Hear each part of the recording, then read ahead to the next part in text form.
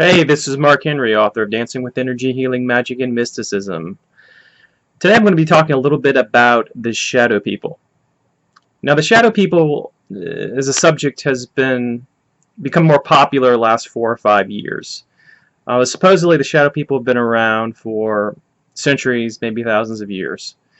The shadow people are essentially sentient, interdimensional beings who come forth into our reality, and they are just as it sounds. They are solid black, like shadows.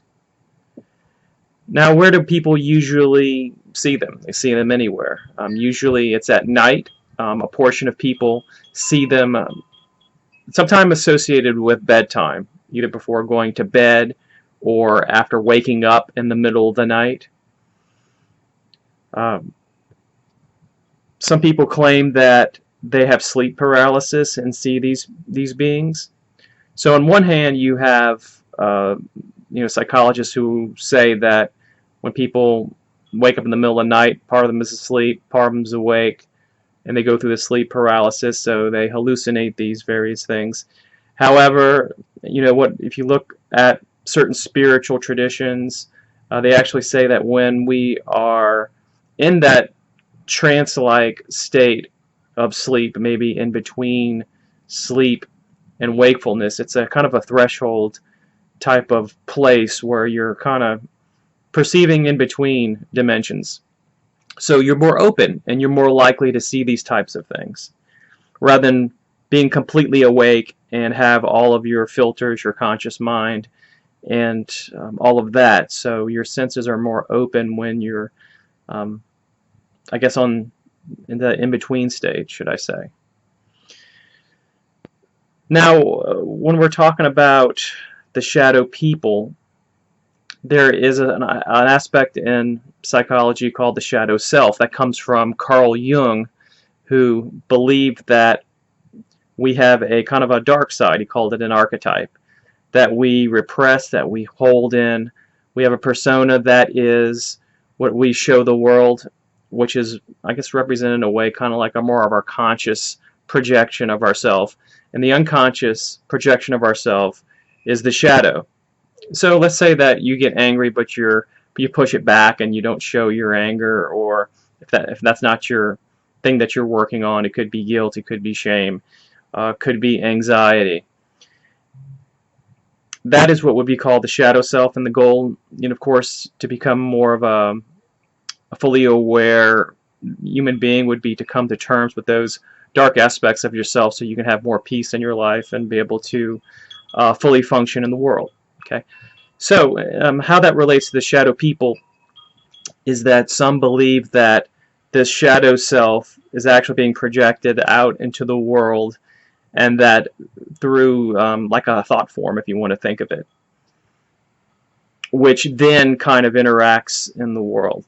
So it's kind of an interesting kind of take on the whole thing. Now, what we do know as far as the reports of these shadow people is that they seem to feed on negative energy. That's what is commonly talked about.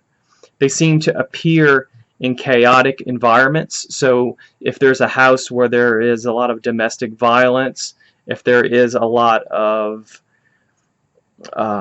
tumultuous type of emotions going on, then the shadow people seem to be more reported than more of the peaceful type of environments, kind of a more balanced kind of home energy. And by the way, getting back to the psychological aspect of it, it is with the archetypes and Jung and all that. It's thought of something is that wouldn't be the first time that one's psyche could actually interact with the environment. Poltergeists, as a phenomenon, are thought to be a projection of the psyche and the body chemistry of a young person, like a teenager. They've done multiple parapsychological studies and home investigations where that seems to be kind of a correlation with those types of things. That almost like a psychokinetic type of effect. But anyway, back to the shadow people and the energy type of thing. Yes, they seem to be attracted to those really unstable environments.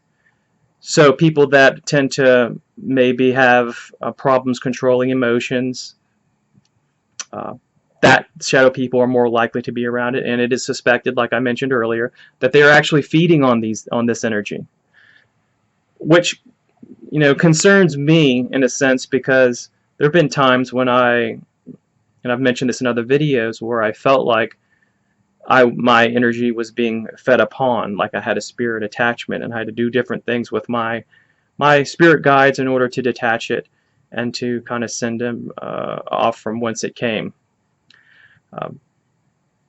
Now, is it shadow people good, or are they evil? They're definitely dark if you want to look at color. And if you look at what black is, it's the combination of all colors. So it's kind of interesting too that it could be absorbing energy information from your emotions, and yet that is what the color black does, is that it absorbs color. So it's an interesting little metaphor there too.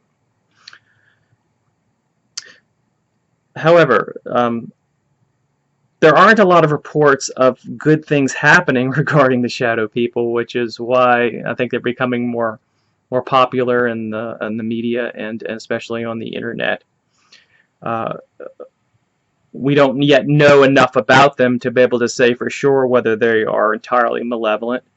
One could speculate also that what if these shadow people are actually taking the energy from the person and transmuting it to something extra or something else, maybe in kind of a helpful way. I don't know. There's a lot, like I said, that we don't know. But the shadow people, when they're seen, are very scary, and they're different types of shadow people. There are people that report that the shadow people that they see sometimes have red or green eyes, which would be pretty creepy.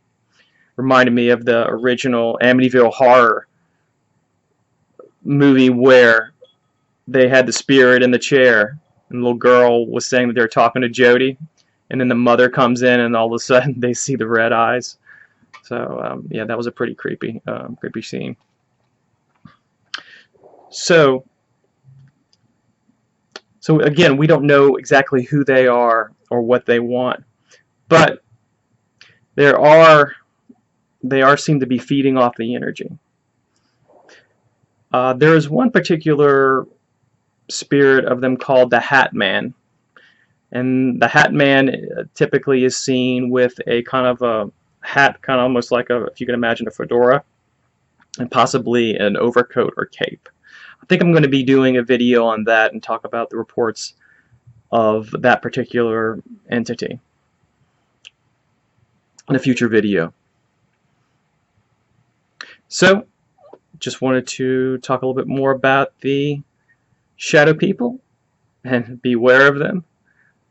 If you see them around, there's usually nothing good going on in your house.